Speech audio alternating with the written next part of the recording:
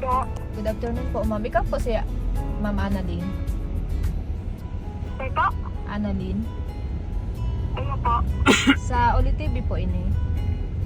Napili ka po ni Oli TV na dumanan po ngunyan. Hello, te. Yan ka pa. Sige po. Same ka po. Pang sana po ini? Sa Oli TV po, ano ka po, nag-comment ka po sa Oli TV page. Po si Annalyn Perdigon Estrella. Po? Yes po. Hello po. Si Annalyn Estrella po ini. Opo. Taga Purok 3, Biga, Legazpi City. Opo. Ika po si Annalyn mismo. Opo. Nag-comment ka po baga sa Oli TV. Opo. Sa may Purok 3 po. Pirang taon ka na ate? Ano po? 22 po. Yung ka po sa Arong Nindo? Ayun po. Sisa may ilang ating babakalan kibulong. Bakit po po? May lang kaya po sa puso. Sa? Sa puso po. O sige, saan ka po sa Bigaa? Sa may Purok 3 po. Pag-abot pong Purok 3 sa Bigaa, pasain po kami. Sa may panahon po sa ano. Sa may kabigan po. Sige, maapod gilin ako ate ya. Sige po. Sige po, diyaw na kami digi sa Rawis.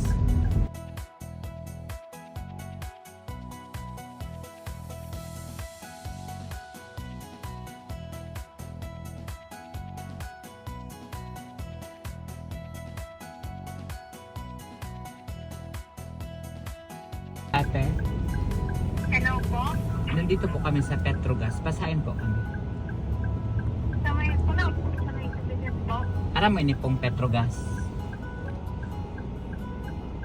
Aram pong to. Ito po yan. Ha? Sa may Purok 3 po. Ay sa inutan pa po. Opo. Ano sa tubigan ba gano'n? Ikaw bang dito? Napot kita. Stress po. Ay lapos sa kami ate sabi mo sa inutan pa ate. Ate gising-gising. Gising-gising ate.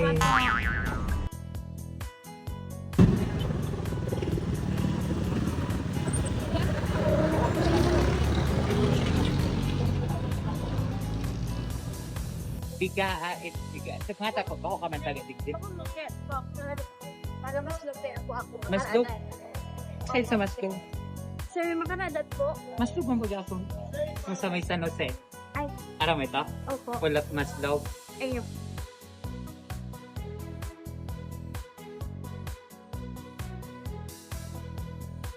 So ayun mga Kulinatics, eto na si Ate Annalyn ng Bigaa.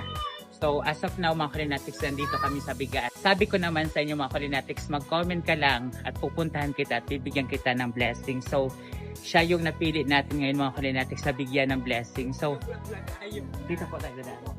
Dito tayo mga Kulinatics. Si Ate Annalyn pala mga Kulinatics ay may dalawang anak, kaso lang yung isa ay namatay na. So ito na lang po. Opo. Ilang taon na pong anak mo 2 ate? years old po. 2 years old. Tapos sa kasamaang palad mga Kulinatics, ang anak niya po is may sakit sa puso. Kailan niyo po nalaman na may sakit sa puso ang anak? Ano po siya po? Ano po sa pen po po siya. Ay, alam mo na. Mahina po ang heartbeat niya. Ah, ano po pala ni baby boy? Arod ay saga po. So ayan, yung 2 years old niya mga Kulinatics na anak, si baby Harold, ay may sakit sa puso. Ang asawa naman po ni ate is gumagawa daw ng hollow blocks. Ang hollow blocks ngayon, magkano na po ang isa? Mura lang po. Magkano? 15? Ah, Kasi, so ayan mga Kulinatics, lumampas pa nga kami kanina, buti na lang at nakuha pa rin namin tong tahanan nila. Saan ka ate? Medyo malayo pala.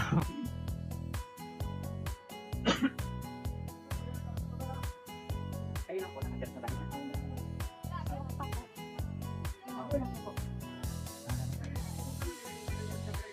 Dito pa?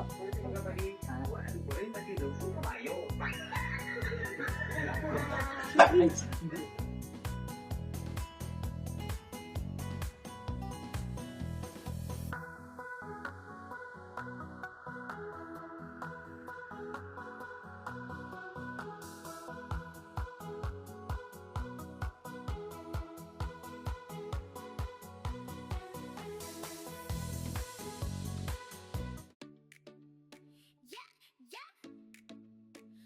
So ayun mga Kalinatics, deserve na deserve mabigyan ni Ate Annalyn ng blessing 1,000 pesos plus 5 kilo rice kasi may sakit po yung kanyang anak.